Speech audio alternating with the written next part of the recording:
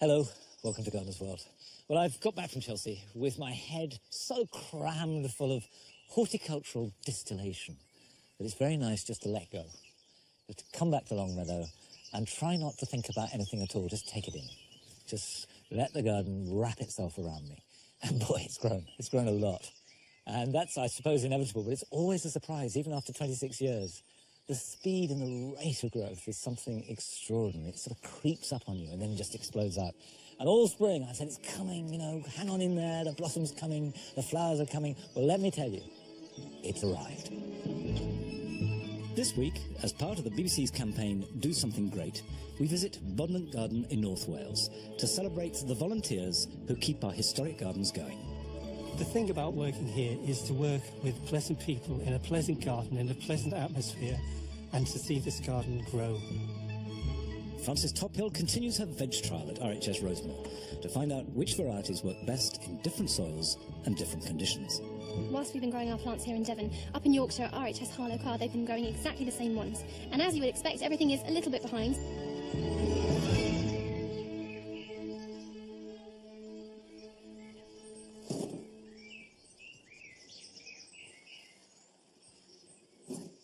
There was a time when dahlias were pretty in for a dig.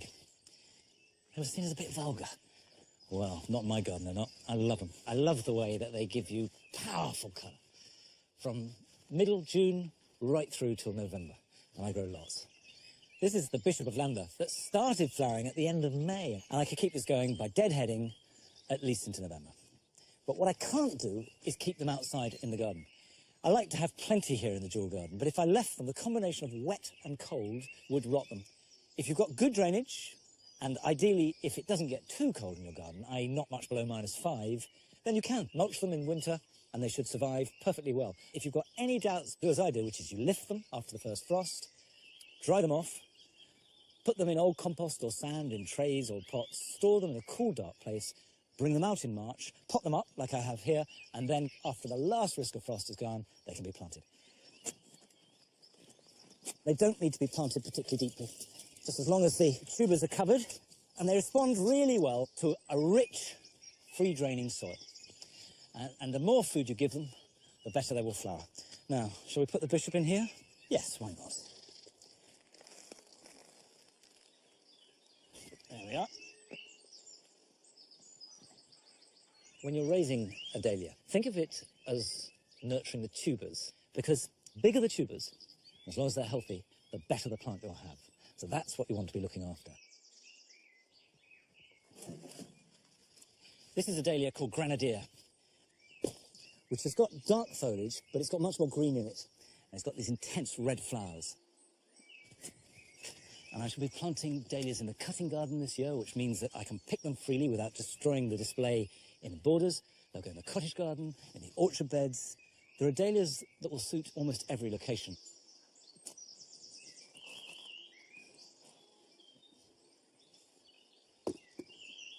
There we are, that's perfect. Nice root system, big healthy plant. This is probably about 6 or 7 years old now.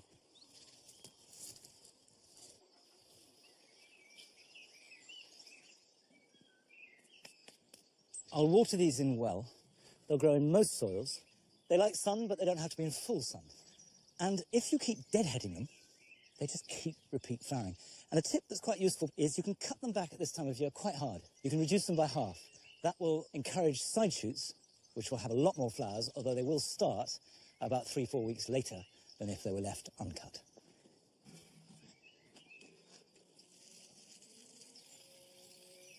Well, hopefully these will bloom for months and months to come. Now, our great gardens, the ones that we all visit in our tens of thousands, take a small team, often of extremely skillful gardeners to look after, but also a much larger team of volunteers. And I know that, for example, at Sissinghurst, they have scores of them who will help in the primping and tidying and tending of the garden. And the head gardener of Sissinghurst, Troy Scott-Smith, who we've seen in this process of revamping it, agreed to go to Bodnant in North Wales for us to meet some of their dedicated volunteer team.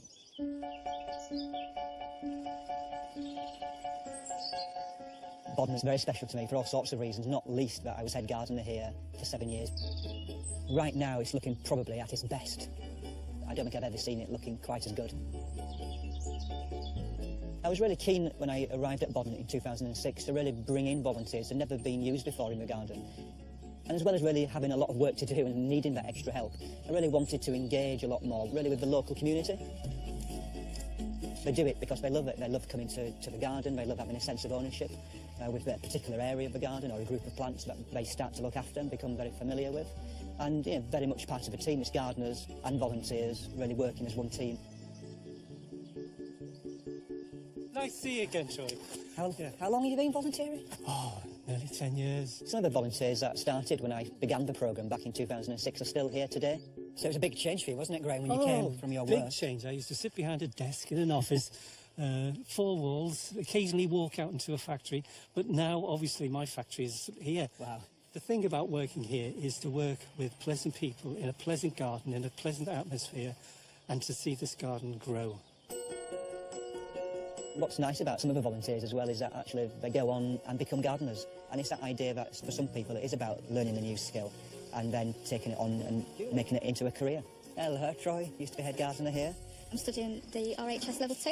Okay. So, and here I can learn about all the plants and stuff like that. So what sort of things have you been doing when you've been working here? doing raking, weeding. I've done hazel cages. Okay. So a range of things then. Yeah. What have you enjoyed best about it? just the learning and just the whole thing about it. It's learning, it's meeting the people, it's just... You never stop learning in gardening. That's what's great about it. The main feature at Bodden at this time of year, without doubt, has to be the Laburnum Arch, one of the 7 wonders of the horticultural world. It's this amazing spectacle which in a few weeks will be just illuminated with these long racemes of flowers, probably about 10,000 blooms. So you can just walk along, smell that fragrance and just capture that beauty of this amazing spectacle. I think for many people it's got that magical setting really for proposing, for enjoying with children. For me personally, here in the Arch, I met my wife. It's just a thing which you can see here is just a pleasurable thing to walk down and experience just once in a lifetime. About 50,000 visitors Bodden can expect to come through the garden, all really with the expectation of seeing this amazing feature at its absolute floral best.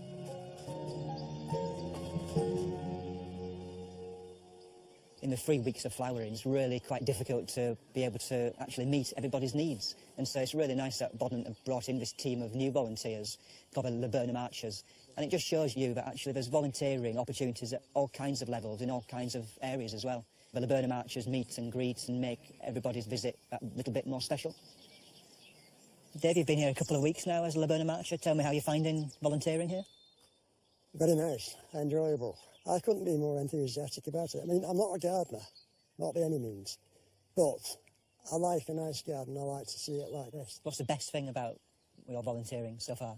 Meeting people, talking to people, passing on what I know to people when they've asked. When they tell me that they've enjoyed themselves, then that's making me happy because I know I've done my part as a volunteer. Hey, dear. If there's somebody out there who's thinking they've got a small interest in plants, in gardens, or in people, because, you know, it's as much about people, go to your local property, inquire, and give it a go. I think you'll be surprised how much scope and opportunities there are for all sorts of skill sets, and, you know, certainly we would welcome you.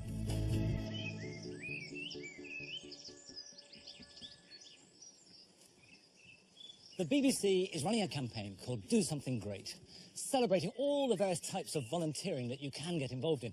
So if you do feel inspired, go to our website or the BBC's general website, follow the links, and you'll find all the information you need.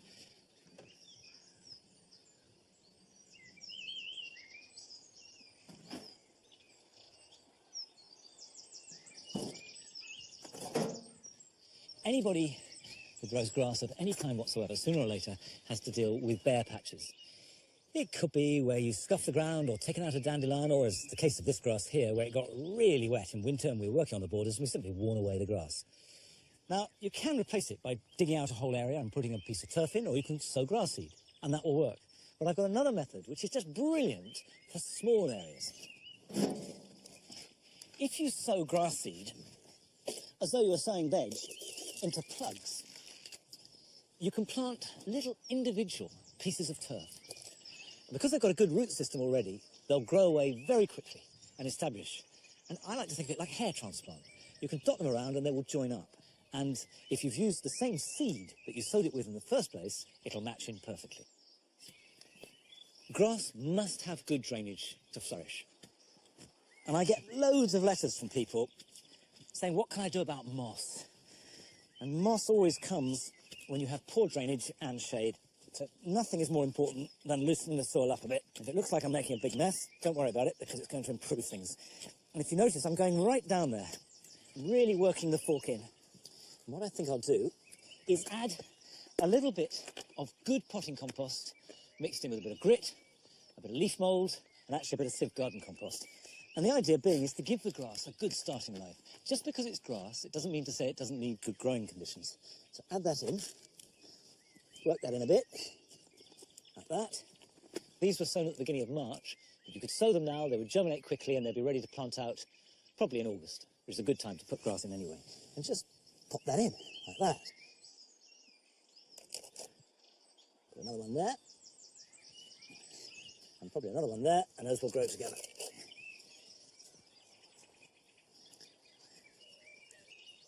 Just top dress that with a little bit of compost. Don't cut it initially. Then when it starts to grow strongly, you know the roots are taking and it's all going well, then you can cut it. And you don't have to worry about not treading on it, you don't have to worry about the dogs running over it, or all the other problems you have with sowing a grass seed. Very simple, but very effective.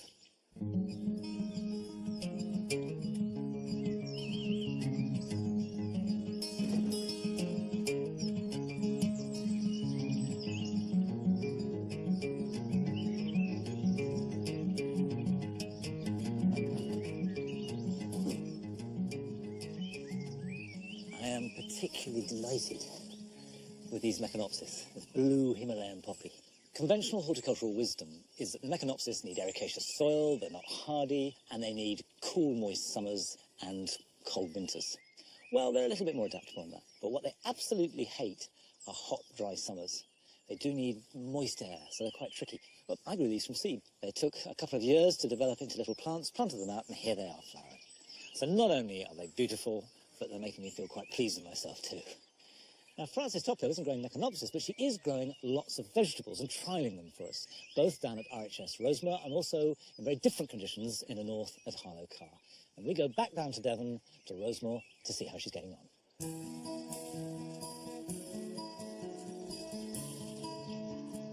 The cucumber, sweet corn and tomato seeds I sowed in April have all got off to a flying start. And today, all the plants are ready to be moved on to the next stage. I'm just planting out my sweet corn. This one here is swift and looking really quite healthy. We also have Northern Extra Sweet, which is looking good too, and Moray Picnic, which is not looking quite as good as it could be, and I'm not sure if that's because it's a smaller variety and will be beautiful when we harvest it. For these sweet corn, I'm planting them in blocks of 16, that's 4 by 4. You have to plant sweet corn in blocks. If you put it in a row, the wind can't pollinate it properly and you'll find that the cobs won't form. And I'm spacing these at about 40 centimetres apart, which will give it plenty of room to grow and become quite vigorous. The soil, ideally, should be quite fertile, so I've added lots of organic matter and some fish blood and bone to this. And, if possible, not too dry, with some good drainage too. Now, I've grown these from seed, brought them on the polytunnel, and then hardened them off before I've planted them in the ground here, which you will need to do, especially if you live in a cold area of the country. So that's one row planted, many more to go. And when they're all done, I'll water them in and make sure that they stay moist throughout the growing season. Over 40 more sweet corn to go. Then it's the cucumbers. The cucumber seeds were sown directly into pots. And now they're also ready to be planted outside. They need full sun, and because they're hungry plants, dig in plenty of organic matter before they're planted into the ground. Now the danger of frost has passed, it's a lovely job on a sunny afternoon to sow the French beans. These couldn't be easier to grow. They just go straight into the ground, and all they need is the support to climb up. I'm putting 2 seeds per pole. For spacing and planting depth, always read the packet for instructions. I'm planting Helder, Cobra and Violet Podded. And it's a good idea to plant them just inside the frame. This means there's less chance of damaging them when you weed. Finally, the last plant in our trial, tomatoes. Our 3 varieties are Tumbler, Tumbling Tom Yellow, and this one which is Hundreds and Thousands. And just to make a change, I'm going to put them in a hanging basket. This basket, I'm using a coir liner, and there are loads of different alternatives. You can get plastic ones, you can get biodegradable ones. This is obviously biodegradable. compost I'm using is peat-free with a slow-release fertiliser, which just basically means that it will slowly, over about 3 or 4 months, release its nutrients and save you having to feed the plants regularly.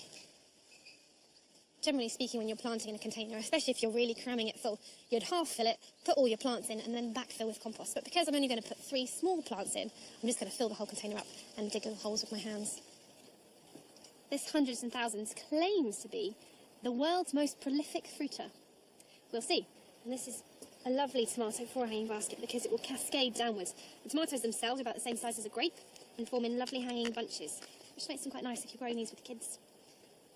Whilst we've been growing our plants here in Devon, up in Yorkshire at RHS Harlow-Carr, they've been growing exactly the same ones. And as you would expect, everything is a little bit behind, so 2 or 3 weeks. The tomato plants are smaller, and the sweet corn plants are also smaller. And unfortunately, the Mireille Picnic sweet corn didn't germinate, so had to be resown. But generally speaking, I think everything is pretty much what you would expect. These couldn't be easier to look after. They don't need staking, they don't need picking out all the side shoots. You just leave them, let them do their thing, and they will hopefully produce very prolific fruit.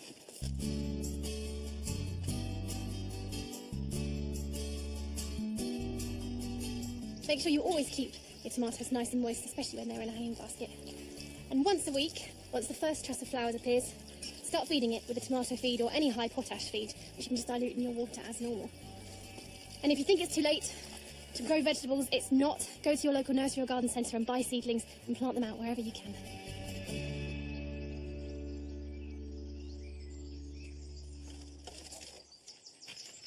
As Francis said, it's really not too late to start sowing.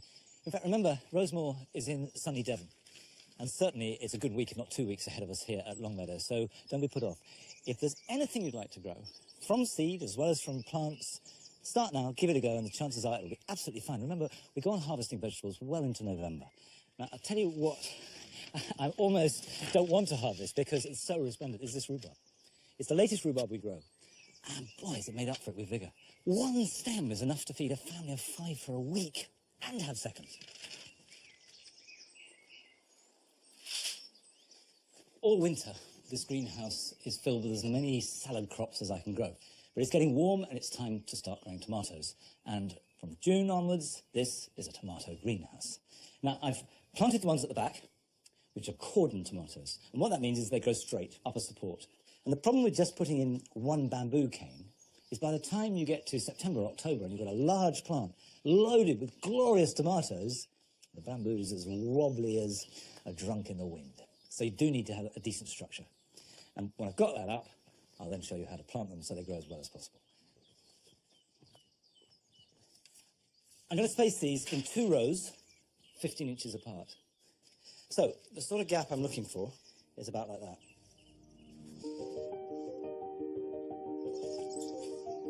Okay, that's the basic structure. If I left that like that, it just wouldn't support the plants. So I now need to strut it.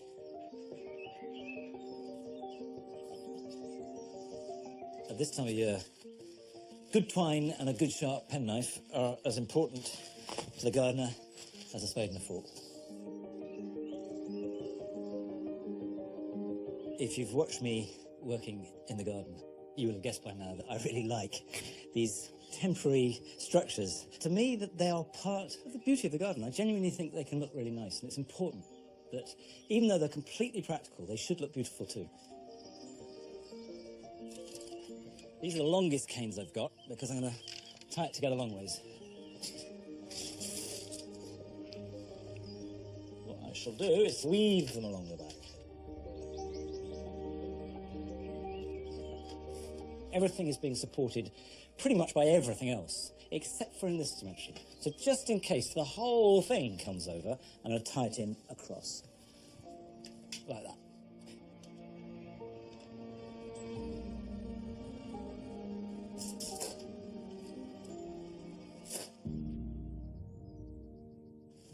I've grown lots of tomatoes in my time, and I like experimenting with new ones, but there are 2 that I keep coming back to. One is Gardener's Delight, and the other is Shirley. And if you're an organic grower, then Shirley is really useful because, although not absolutely blight resistant, pretty blight resistant, and a good tomato, it's one of those that if you're only going to go one type, I would highly recommend it. And when I plant it, I want to go at least to the level of the bottom leaf. And that will do 2 things. It'll anchor the plant, so just simply more of it underground, but also roots will grow from the stem. and this will give it more food and moisture. So make a decent hole, and I've prepared the soil with lots of fresh compost. So that's good and deep. Fill around it, firm it in. When you've planted the whole bed, give them a really good soak, and particularly in June when the nights can be cold and the days very warm. Keep the water levels steady and the temperature as steady as you can, and the best way to do that, or at least the simplest, is to give them lots of ventilation during the day, but close them up a little bit earlier than you might at night, so you keep the warmth inside. And I water 2, maybe 3 times a week at most, but give them a really good soak. Now, I'm going to be busy with my tomatoes, but here are some other jobs you can do this weekend. Raspberry suckers should be removed because they'll weaken the parent plant as well as being untidy. But don't cut them, as they'll simply grow back stronger. Pull them up, taking as much root as possible. And if you do get a really good section of root, rather than putting it on the compost heap, you could pot it up and replant it as a healthy new plant. Now the days are warming up, it's time to plant out squashes, but start with courgettes, as the nights can still be a bit chilly and they're hardier than pumpkins. They like really rich soil and lots of water, so plant them in a slight saucer so that when you water them, it will all flow back in towards the roots.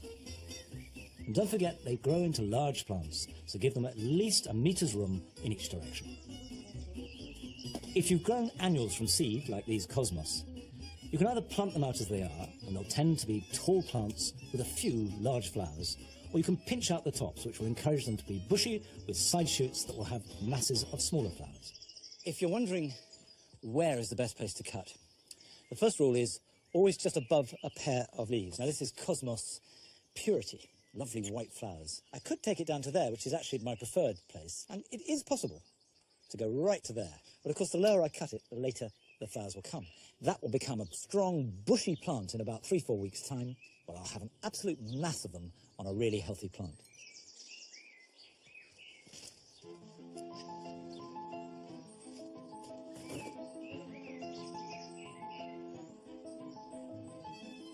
I know this is a busy time of the year in the garden, and if the weather's lovely, there's nothing nicer, but sometimes inspiration can trump perspiration.